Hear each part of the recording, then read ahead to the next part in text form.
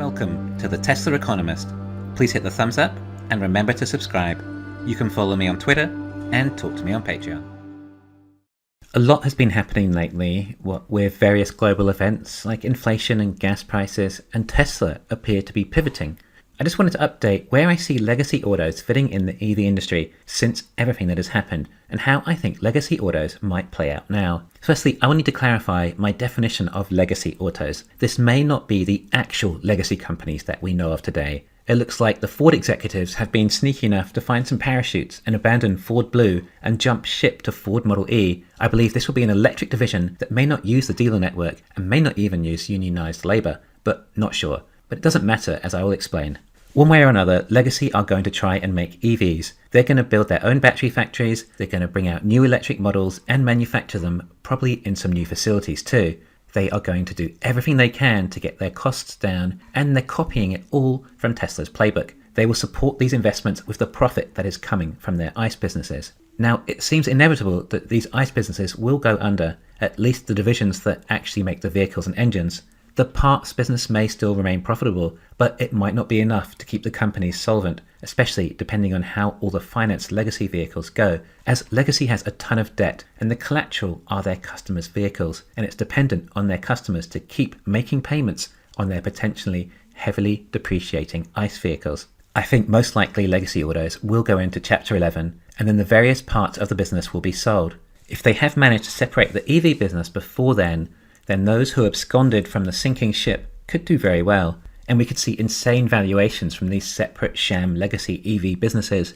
Anyway, I'm not entirely sure this wouldn't end up in some major lawsuit of Ford destroying all the existing shareholders' equity in the company, but I'm sure they'll give it a shot and may end up with just a big fine. But what will be potentially a $100 billion plus company. But there's not far off about a $10,000 cost for legacy autos just for car dealers and unions, and some of their battery packs are around $20,000. And we have Tesla down probably as low as $6,000 to $7,000 for their standard range batteries. In other words, there is some low-hanging fruit of cost savings for Legacy if they can transition out of their prior commitments. Legacy claim they can get their battery cost down to $100 per kilowatt hour pre-inflation prices. I find this unlikely, but possibly about $150. Either way, I think they can do enough, including improving efficiencies, to probably get the cost down to maybe $10,000 for a battery pack that is offering a reasonable range, almost up to 300 miles. Of course, inflation has just made this all a lot tougher for legacy autos, although I expect that a new market clearing price that won't be quite as excessive will be found for commodities when things calm down a bit over time, especially when supply chains are also rectified. Now, I'm referring to the legacy brand, not the companies, and the companies may have gone bankrupt. If that is the case, I think the logical solution would be for the battery company that Legacy partnered with to vertically integrate and purchase the legacy battery factories and EV production fabs.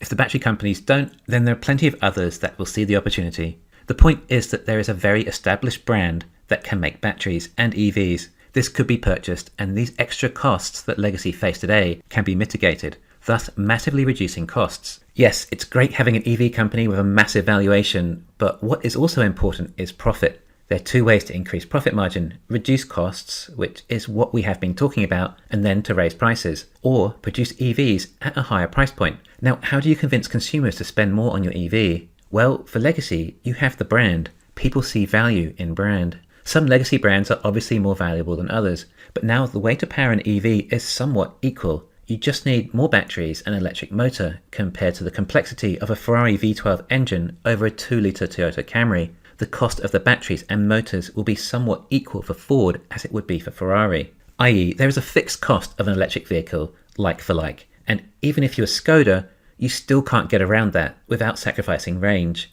But if you have a brand that people are willing to pay more for, like Porsche, and your cost is about the same as Ford, then there is a huge difference in profit. For example, an electric Ford may cost $45,000 to produce, and a Porsche might cost $60,000, as you would expect a higher quality vehicle. But Porsche can justify a much higher price tag because it's Porsche, despite a cost not too dissimilar.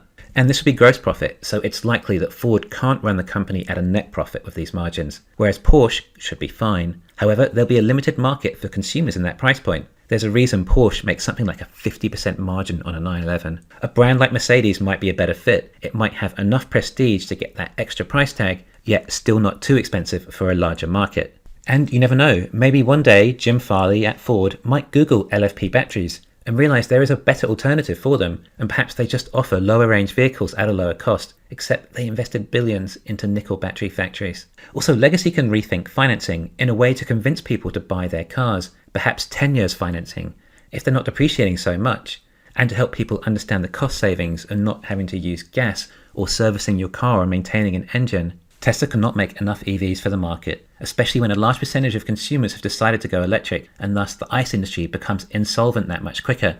Tesla looks like they will eventually have a 2-year waiting list, which is something I was warning people about. But if you can spend a bit more, you can get a legacy auto much sooner. I think there'll be demand for legacy autos. Again, I think it unlikely that they will be owned and operated by the companies they are now, or the traditional legacy industry. Now it's been disrupted and shown a more profitable way of selling cars.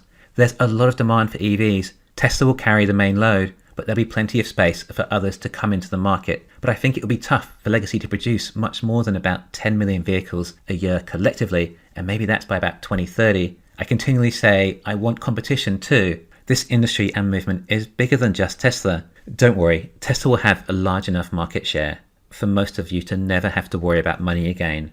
But competition is important. I don't want Tesla to be a monopoly. Legacy autos can make all the refined products for people who need something that much more specialized to their needs, applications, or lifestyles. I think Tesla is going to focus mostly on robotaxis.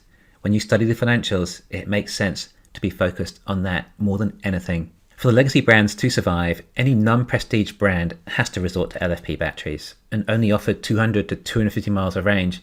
Ford using nickel-based batteries in their EVs is the equivalent of using a V12 engine in their ICE vehicles. They got this majorly wrong. The charging infrastructure will improve enough over time for vehicles with these ranges. Then Ford can potentially price themselves around similar price points to Tesla, or maybe even below. And the likes of Mercedes can price themselves above Tesla, offering more refinement for the typical Mercedes driver. Not everyone wants a Tesla. Not everyone likes Tesla. Also, some people apparently don't do their research when buying a new car, or don't care about how well the car drives, or it being safe. I'm not joking, they really don't. Some consumers are brand loyal to the end and only buy Mercedes. Legacy autos realize there is so much money to be made in the EV and AV industry, they need to do everything within their power to try and transition. But if they go bankrupt trying, the EV business can be sold to someone who knows what it takes to make it profitable. Also, I don't want a world where every vehicle is a Tesla. Competition is the most important part of capitalism. The pie is big enough. Also, I know we didn't touch on the Chinese EVs, but that needs a video of its own. Thanks for listening. Please hit the thumbs up and subscribe. You can follow me on Twitter and talk to me on Patreon.